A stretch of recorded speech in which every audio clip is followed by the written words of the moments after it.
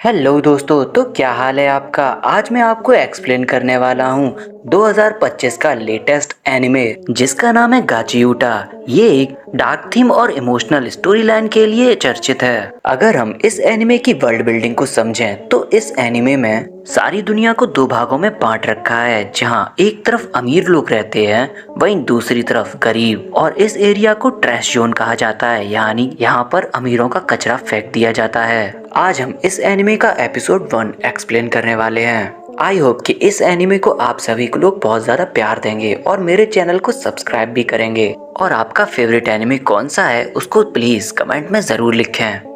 तो एपिसोड की शुरुआत में हम एक लाइन देखते हैं जिसमें लिखा होता है कि अगर आप किसी चीज का दिल से ख्याल रखते हैं तो उस चीज के अंदर आत्मा आ जाती है, और अगर आप उसी चीज को कचरा समझकर फेंक दो तो उसमें क्या आता है। इसके बाद हम एक शहर को देखते हैं जो क्लीन वाइट होता है, यानी यहाँ पर गंदगी का कोई भी नामो निशान नहीं है। ये शहर इतना ज्यादा साफ होता है कि कोई भी इस शहर में रहना चाहेगा। इसके बाद सीन शिफ्ट होता है और हम एक बच्ची को देखते हैं जिसकी डॉल फट चुकी है। इस डॉल को ठीक तो किया जा सकता है, लेकिन उसकी मॉम ये करने से मना कर देती हैं क्योंकि ये लोग बहुत पैसे वाले होते हैं और इसलिए वो लोग इस डॉल को कचरा समझ के फेंक देते हैं। हमें यहाँ पर एक लाइन फिर से देखने को मिलती है जो हमें बताती है कि इंसान बड़ी ही जल्दी किसी भी चीज को कचरा समझकर फेंक देते हैं, जैसे कि वो एकदम बेकार है और ना ही उसका कोई और यूज बचा है। और ऐसा ये इंसानों के साथ भी करते हैं। वहीं हम इसके बाद उस कचरे को देखते हैं जिसे उस औरत ने उस सिटी से फेंका था। ये कचरा एक टनल से होकर उस ट्रक में लोड हो जाता है। ये ट्रक कई सारे ट्रैश बैग को लेकर वेयर हाउस पहुँचता है, जहाँ पर हम एक लड़के को देखते हैं जो मास्क पहने है। इसका नाम रूडो है, जो हमारे एनिमे का मेन कैरेक्टर है। रूडो वेयर हाउस में घुस जाता है और वो उस कचरे में से अपने काम की चीजें ढूंढने लग जाता है। गार्ड उसे देखते ही अलार्म बजाना शुरू कर देता है, जिस वजह से वहाँ पर और भी सारे गार्ड्स आ जाते हैं। रूडो उनसे बचने के लिए उन पर कचरा फेंकता है और वहाँ से निकल जाता है। गार्ड्स उस पे गोलियां चलाते हैं, लेकिन रूडो इन सब से बहुत ज्यादा तेज था, जिस वजह से वो उन गोलियों से बचते हुए वहाँ से निकल जाता है। लेकिन वहाँ से निकलते वक्त उसे एक गोली टच कर जाती है जो उसके हाथ को छूकर निकलती है। इसके बावजूद भी रूडो उस जगह से सेफली बाहर आ जाता है। सीन शिफ्ट होता है और हम व्हाइट सिटी को देखते हैं, जहाँ के लोगों में बात फैल चुकी है कि कोई इंसान बार बार उनके यहाँ आकर कचरा चोरी करके चला जाता है और इसलिए लोग उसे कचरा चोर भी कहने लगते हैं। ये सारी बातें दो लड़कियां आपस में कर रही होती हैं और इनको कोई एक इंसान छुपकर सुन रहा होता है। वो लड़कियां कहती हैं कि हो ना हो ये चोर ट्राइफॉक वालों में से ही है और ऐसे गंदे काम सिर्फ वही लोग कर सकते हैं। जो शख्स ये सारी बातें सुन रहा होता है उसके कपड़े भी बहुत ज्यादा गंदे होते हैं। वो लड़कियां उस इंसान को देखकर ये कहती हैं कि इन लोगों को एंट्री क्यों दी जाती है। जिसके बाद हम उन दोनों सिटीज को एक साथ देखते हैं जिनमें जमीन आसमान का अंतर होता है, जहाँ एक तरफ बहुत ज्यादा सफाई है वहीं दूसरी तरफ बहुत ज्यादा गंदगी, और अमीर लोग दूसरी साइड वालों को ट्राइफॉक कहते हैं। वहीं हम ट्राइफॉक में देखते हैं वहां पर भी उस कचरा चोर के बारे में बातें चल रही होती हैं, यानी ये बंदा दोनों ही जगहों पर पॉपुलर हो चुका है। और हो भी क्यों ना, क्योंकि ये हमारा मेन कैरेक्टर जो है। खैर, ट्राइफॉक वाले भी उस कचरा चोर से परेशान होते हैं क्योंकि वो नहीं चाहते कि उसकी वजह से उन लोगों को कोई तकलीफ हो। वहीं हम रूडो को देखते हैं जो उस कचरे में से लाए सामान को ठीक कर रहा होता है और रूडो के हाथ में वही डॉल होती है जिसको हमने शुरुआत में बच्ची के हाथ में देखा था। तभी हम देखते हैं कि रूडो से मिलने के लिए एक लड़की आती है जिसका नाम चीवा होता है। वो रूडो से कहती है कि तुम बार बार क्यों कचरा चुराने के लिए वहां जाते हो, और अगर किसी दिन तुम्हें वहां के लोगों ने पकड़ लिया तो न जाने तुम्हारे साथ क्या करेंगे, और इसलिए उसे कचरा चोरी करना बंद करना होगा। रूडो चीवा से कहता है कि अमीर लोग कई सारी ऐसी चीजें भी फेंक देते हैं जो पूरी तरह से खराब नहीं होती हैं। मैं उनको उठाकर यहाँ लाता हूँ और उन्हें सही करता हूँ, जिसके बाद वो उन चीजों को एक सही दाम पर बेच देता है और इसी के जरिए वो अपना खर्चा पानी निकाल लेता है।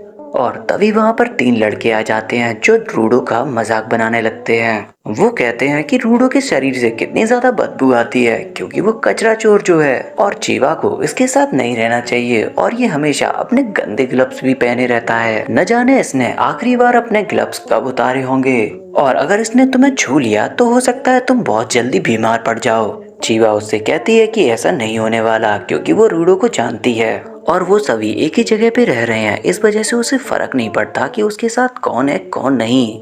यहाँ हमें एक और बात बताई जाती है कि जो लोग फॉक ट्राइब में हैं वो सभी के सभी कहीं ना कहीं क्रिमिनल से जुड़े हुए हैं। यानी यहाँ के लोगों के बाप दादाओं ने जो भी क्राइम किया था उसके बाद इन लोगों को बाहर निकाल दिया गया और तब से यहाँ पर जो भी जनरेशन पैदा हुई उसको क्रिमिनल ही ट्रीट किया गया। जहाँ पर वो लड़का चीवा को बोलता है कि हम सभी लोग अपने बाप दादाओं के किए हुए क्राइम की सजा भुगत रहे हैं और अपने आप को फिर से बेहतर बना रहे हैं, लेकिन रूडो के फादर ने कई सारे लोगों को मार दिया था, इस वजह से हम लोग फिर से जीरो पे आ गए। ये सारी बातें सुनकर रूडो को बहुत ज्यादा गुस्सा आने लगता है और उसकी आंखें देखकर वो तीनों के तीनों डर के वहाँ से भाग जाते हैं। वो लोग भागते हुए रूडो से कहते हैं कि तुम अपने बाप जैसे ही हो, तुम भी बड़े होके कातिल बनोगे। चीवा यहाँ पे रूडो को कन्फ्रंट करती है और उससे कहती है कि तुम अपने फादर जैसे नहीं हो, तुम एक अच्छे इंसान हो और मुझे तुम पर भरोसा है कि तुम ऐसा कुछ नहीं करने वाले। ये बात सुनकर रूडो का चेहरा लाल होने लगता है और वो चीवा के सामने शर्माने लगता है। चीवा यहाँ पर उस डॉल को देखती है जो उसे बहुत ज्यादा पसंद आती है और ये डॉल रूडो कीवा के लिए ही लाया था, लेकिन जब वो उसे देने वाला होता है कि तभी कीवा की मॉम आ जाती हैं और उसे ले जाती हैं। जिसके बाद रूडो भी अपने घर आ जाता है और जहाँ उसे रेक्टो मिलता है और रेक्टो उसकी टांग खींचना शुरू कर देता है। रेक्टो उसका फादर तो नहीं है पर वो उसके लिए फादर फिगर जैसा है। रेक्टो रूडो से कहता है कि तुम डॉल देने में लेट कर दिए। ये बात सुनकर रूडो को काफी ज्यादा गुस्सा आता है क्योंकि उसने वो सारी बातें सुन ली थी। रेक्टो रूडो से कहता है कि तुम्हें ये बार बार बाहर जाने की जरूरत नहीं है और ये कचरा चुप क्यों बनाते हो तुम बार बार, और अगर तुम्हें पैसे ही चाहिए तो मुझसे मांग सकते हो, मैं तुम्हें मना नहीं करूंगा। रूडो भी कहीं ना कहीं ये सोचता है कि रेक्टो उसके लिए काफी कुछ करता है और वो नहीं चाहता कि रेक्टो हर समय उसकी मदद करे। वो चाहता है कि वो भी रेक्टो के लिए कुछ कर सके और इसीलिए वो सिटी से कचरा चुराता है। तभी रेक्टो रूडो के हाथ में लगी चोट को देख लेता है, जिसके बाद रेक्टो उसे ग्लव्स उतारने के लिए कहता है ताकि वो उस चोट को ठीक कर सके। जब रूडो के ग्लव्स उतर जाते हैं तो हम उसके हाथों को देखते हैं जो कि एकदम डार्क ब्लैक कलर के होते हैं। ना ही रूडो और ना ही रेक्टो को पता होता है कि आखिरकार उसके हाथ ब्लैक क्यों हैं, लेकिन रूडो कहीं ना कहीं ये मानता है ये सब उसके फादर की देन है। लेकिन जब रूडो छोटा था तब उसके हाथों में बहुत ज्यादा दर्द हुआ करता था। तब लोग रूडो को एक अलग नजरिए से देखने लगते थे। जिसके बाद रेक्टो ने उसके लिए ऐसे ग्लव्स बनाए जो उसके पेन को कम कर सकें। रेक्टो उसकी चोट को देखकर उसे मना करता है कि वो और ज्यादा चोरियां ना करे क्योंकि बड़े कामों की सजा होती है मौत की सजा।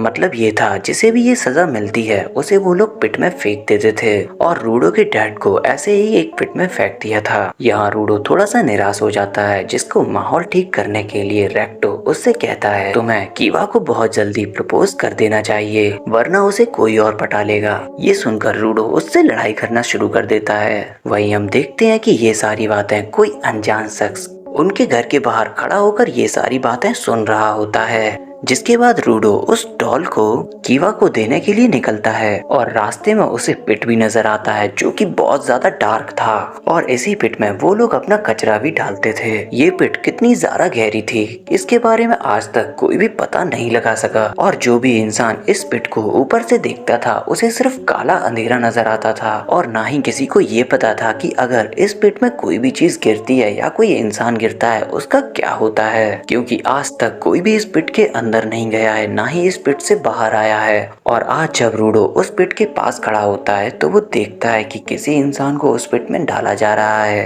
तभी वहाँ पर कीवा आती है और उससे कहती है कि तुम यहाँ पे नज़ारे देख रहे हो। ये सुनकर कूडो एकदम से चौंक जाता है। कीवा उसे बताती है कि हमारे शहर को इस पिट के पास में इसलिए बनाया गया है क्योंकि हम लोगों को पता रहे अगर हम लोगों ने कोई गलती की तो हम लोगों को पिट में डाल दिया जाएगा। कीवा उससे कहती है कि वो नहीं चाहती कि रूडो को भी उस पिट में डाल दिया जाए। रूडो उसको बताता है कि ये बात कल रेक्टो भी उससे भूल चुका है। चीवा रूडो से कहती है कि वो भी तुमसे प्यार करते हैं इसलिए वो नहीं चाहते कि तुम उनसे दूर हो। रूडो ये सुनकर एकदम से शॉक हो जाता है क्योंकि रूडो ने सुना है कि वो भी उससे प्यार करती है कहीं ना कहीं। जिसके बाद रूडो उसे शर्माते हुए डॉल देता है और उससे कहता है कि ये डॉल मैंने कचरे से उठाई है और तुम मेरे इस प्यारे से गिफ्ट को मना नहीं करोगी। चीवा उस डॉल को ले लेती है और रूडो से कहती है कि वो हमेशा इस डॉल का ख्याल रखेगी और अपने पास रखेगी। ये बात सुनकर रूडो बहुत ज्यादा खुश होता है और एक्साइटमेंट में घर की ओर भागने लगता है ताकि वो ये सारी बातें रेक्टो को बता सके।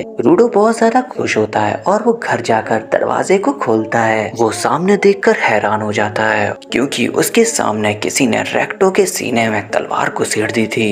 रूडो गुस्से में उस आदमी की तरफ भागता है और उसके साथ लड़ाई करना शुरू कर देता है। वो मास्कमैन बहुत ज्यादा स्किल्ड होता है जिस वजह से वो रूडो को वहीं पर बांध कर चला जाता है और रूडो उस मास्कमैन का कुछ भी नहीं कर पाता। रूडो जैसे तैसे अपने आप को रस्सियों से खोलता है और रेक्टो के पास जाता है। यहाँ पर रेक्टो में थोड़ी बहुत जान होती है जो रूडो से कहता है तुम्हें इस दुनिया से बाहर निकलना होगा और इसे बदलना होगा। और तभी वहाँ पर पुलिस आ जाती है जो रूडो को पकड़ लेती है क्योंकि उन लोगों को लग रहा होता है कि रूडो ने ही रेक्टो को मारा है। जिसके बाद ये बात पूरे शहर में फैल जाती है और लोग भी कहने लगते हैं कि बाप की तरह बेटे ने भी खून किए हैं। यहाँ के जज उसे सजा सुनाते हैं और उससे कहते हैं तुमने सिर्फ कचरा चोरी नहीं किया है, तुमने एक इंसान की हत्या की है, इसलिए तुम्हें इस धरती पे रहने का हक नहीं है। इसके बाद यहाँ पर खड़ी पब्लिक भी रूडो के लिए चिल्लाने लगती है। वो लोग कहते हैं कि रूडो को पिट में फेंक देना चाहिए। रूडो वहाँ लटका हुआ नहीं सोच पा रहा होता है उसके साथ क्या हो रहा है। वो उस भीड़ में कीवा को देखता है और उससे कहता है कि उसने रेक्टो का खून नहीं किया, उसका खून किसी मास्कमैन ने किया है, तुम्हें उसे ढूंढना होगा। लेकिन इतनी सारी आवाज होने की वजह से वो शब्द उस तक नहीं पहुंच पाते। रूडो देखता है कि कीवा ने उसकी डॉल को वहीं गिरा दिया है, यानी कीवा भी कहीं न कहीं ये मानने लगी थी कि रूडो ही खूनी है। तभी भीड़ में रूडो को वही आदमी नजर आता है जिसने रेक्टो को मारा था और इतने में ही रूडो को उस पिट में फेंक दिया जाता है। रूडो गिरते हुए बोलता है कि मैं तुम सबको नर्क में भेजूंगा और इसके बाद रूडो उस पिट में बहुत देर तक गिरता रहता है। जिसके बाद हम रूडो को आंखें खोलते हुए देखते हैं और हम देखते हैं कि रूडो अभी भी जिंदा है जो बहुत बड़े कचरे के ढेर के ऊपर गिरा हुआ है। और तभी वहाँ पर रूडो के पीछे एक मॉन्स्टर इमर्ज होता है जो कि कचरे से बना हुआ होता है। जिसके बाद ये एपिसोड खत्म हो जाता है। तो आप लोगों को ये पहला एपिसोड कैसा लगा इसके बारे में प्लीज कमेंट करके जरूर बताएं और अगर आप हमारे चैनल पे नए हैं तो हमारे चैनल को प्लीज सब्सक्राइब करें। और तब तक मैं चलता हूँ सेकेंड एपिसोड का एक्सप्लेनेशन बनाने और आप लोग भी हमारे चैनल को सब्सक्राइब करें ताकि आप हमारी वीडियो को सबसे पहले देख पाएं।